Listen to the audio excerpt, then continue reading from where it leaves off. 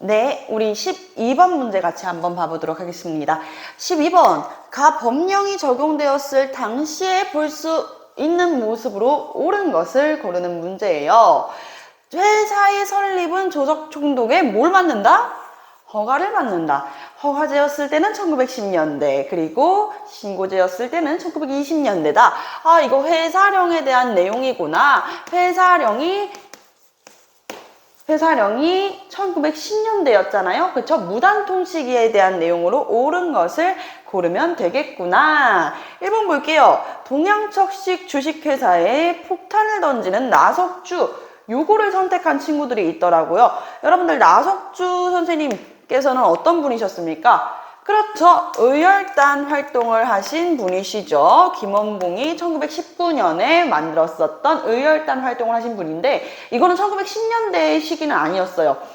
의열단이 만들어진 시기랑 나석주 선생님이 폭탄을 던진 시기가 동일하진 않아. 나석주 선생님께서 먼저 식산은행 있잖아. 우리 식산은행 기억나? 1910년대에 만들어졌었던 이 식산은행이 뭐 때문에 만들어진 거야?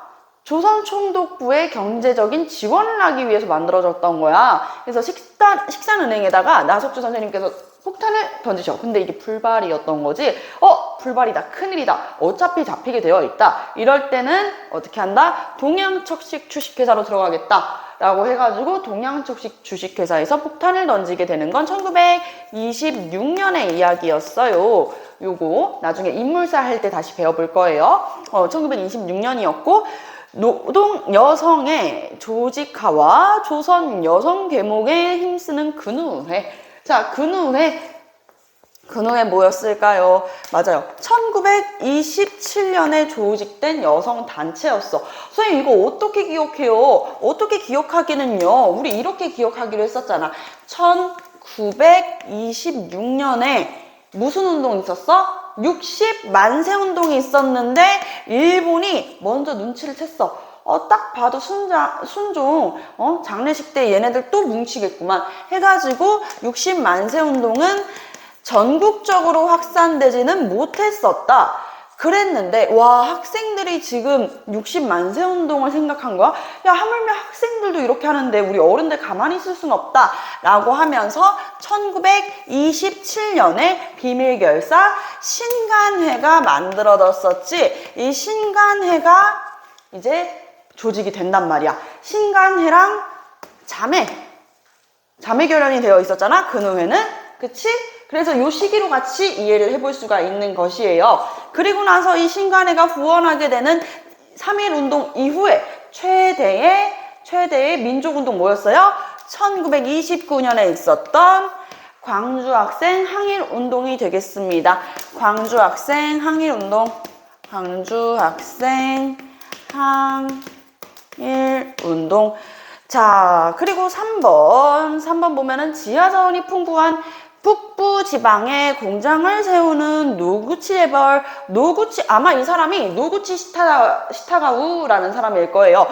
노구치 재벌, 이 사람이 이제 일본 질소비료를 중심으로 해가지고 북부 지방에다 공장을 되게 많이 세웠었어. 여기까지는 몰라도 돼요. 이 사람이 뭐 노구치 시타가우인지 뭔지 알 필요는 없어. 다만 이 시기가 언제냐는 거야. 북부에다가 공장을 엄청나게 많이 지어놔가지고 이거 사실 우리 해방되고 나서도 딱 38도선 그어지잖아. 38도선 그어져서 북쪽, 남쪽으로 나뉘어졌을 때도 북한은 어떻게 살아도 잘 살겠다. 북한은 경제적으로 성장할 수밖에 없다. 성공할 수밖에 없었다. 하는 게 되게 많은 지하자원을 보유하고 있기도 했었고, 그리고 또 북한 같은 경우에는 이미 공장들도 많이 있으니 산업화가 더 빠를 수밖에 없다. 경제적으로 성장할 수밖에 없다. 라는 이야기들이 있었어. 그렇게 됐던 이유가 뭐야?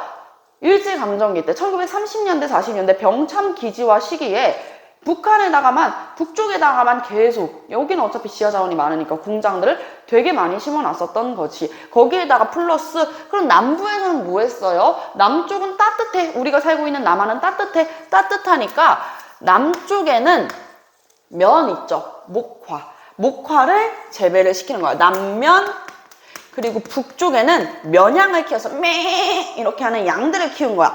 양을 키워가지고 양털로는 모직물 산업, 그리고 목화, 있지. 목화로는 면직물 산업을 하기 위해서 이렇게까지 했었다. 1930년대에서 40년대 병참 기지화 시기의 이야기다. 그래서 요것도 땡.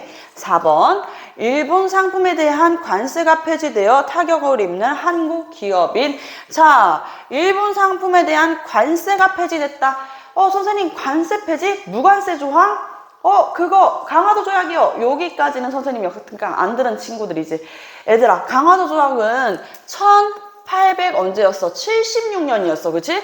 76년에 맺어지는 게 강화도 조약이라고 하지 말고 조일수호 조교였잖아. 우리가 맺은 최초의 근대적 조약이자 불평등 조약이었었던 이 조일수호 조교.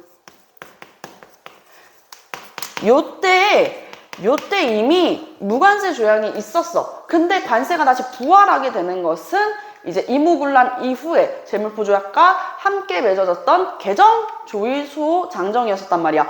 그때 이제 다시 관세가 부활하게 되고 그 부활했던 관세가 또 다시 이렇게 폐지가 되게 되는 게 1920년이었다. 1920년대에 조선 관세령을 내리게 되면서 조선 관세령을 폐지하게 되면서 20년대에서는 뭐가 있었다? 관세가 폐지되었다. 그러고 나니까 우후죽순 우리 조선인들의 회사가 망할 수밖에 없었던 것이고, 이게 훗날에 뭐에 기반이 됐어? 이 사건이 우리가 국산품을 장려하자라고 했었던 물산 장려 운동의 주축이 됐었던 것이에요. 기반이 됐었던 것이지. 자, 그리고 5번 한번 볼게요. 5번. 즉결 처분권을 가져 조선인에게 태형을 집행하는 태형 1910년도에 있었던 거야. 1912년에 제정이 됐다 그랬지. 가부기업 때 사람을 때리는 가혹한 형벌을 내리는 요것은 폐지가 되었다가 다시 부활하게 되는 것이 1912년이었다. 태형령은 1920년 전이죠. 1919년대까지 이제 이어지게 되는 것이다. 문화 통치기 때는 칼도 풀러. 우리 교사들이랑 공무원들 칼 차고 있었잖아. 이것도 다 풀러. 미안해. 조선인들아, 이제 너네 안 때릴게. 라는 모습으로 보여줬던 거. 헌병경찰제에서 보통경찰제로 바뀌었던 거 언제였다? 1920년대였다. 그러면 지금 회사령이 허가제니까 1910년대죠. 1910년대의 양상으로 옳은 건 무엇입니까? 그렇죠. 5번 되겠습니다. 5번 이렇게 문제 풀어봤었고요. 자, 13번 한번 내려가 볼게요. 13번도 조금 깁니다.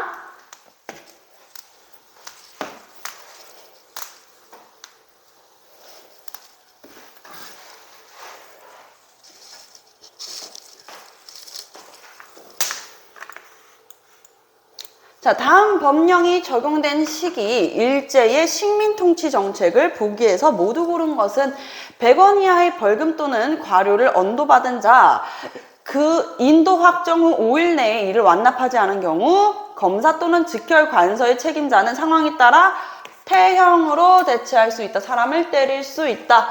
태형은 태로 불기를 때려 집행한다. 태형은 감옥 또는 직결 관서에서 비밀리에 집행한다.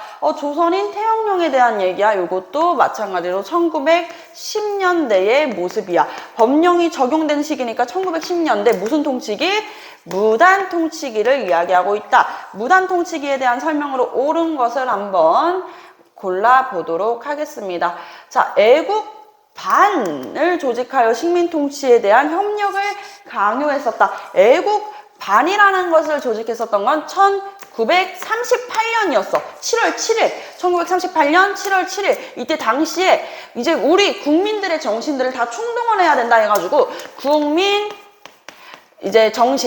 정신 총동원 조선연맹이 조직되면서 만들어진 단체가 애국반이었었거든요. 그래서 요것은 우리들의 민족 정신을 말살시키려고 했었던 때였다.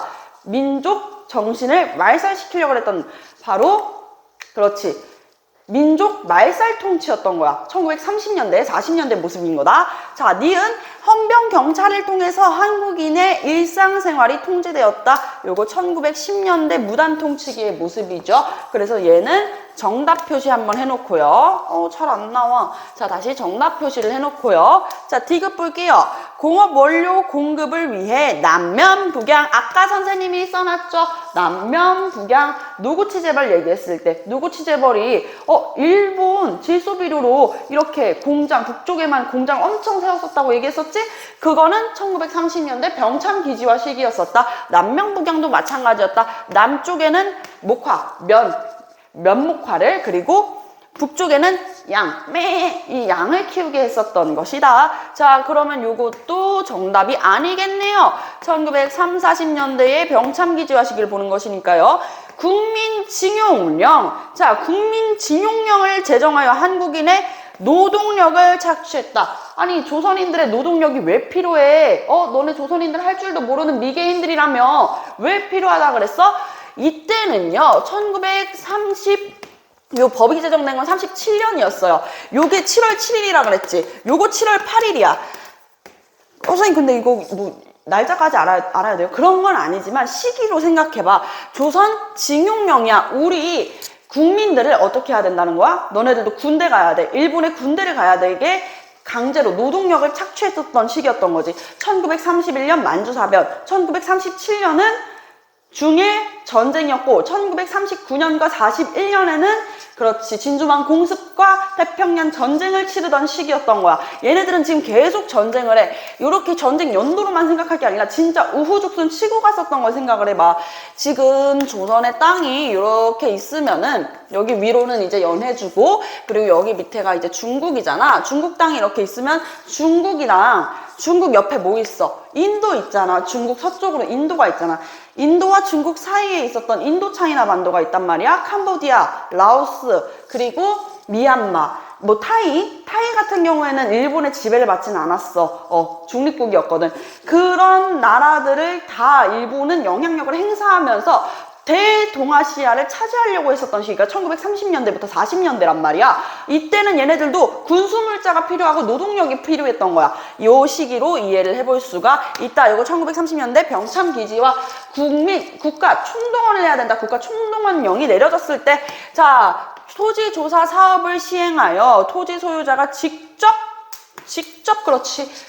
기한 안에 신고를 해야 되는 기간부 신고제였었다. 토지조사령 1910년. 자, 그러면은 정답은 니은과, 그렇죠, 미음이 돼야 한다. 자, 니은과 미음 해서 정답은 2번이 되는 것이죠. 혹시라도 선생님이 조바심에 얘기하지만 4번 고른 친구는 없겠죠. 좋아요. 이렇게 이해를 해보면서 풀어보는 문제입니다. 자, 14번과 15번은 잠깐 끊고 또 다시 찍도록 할게요.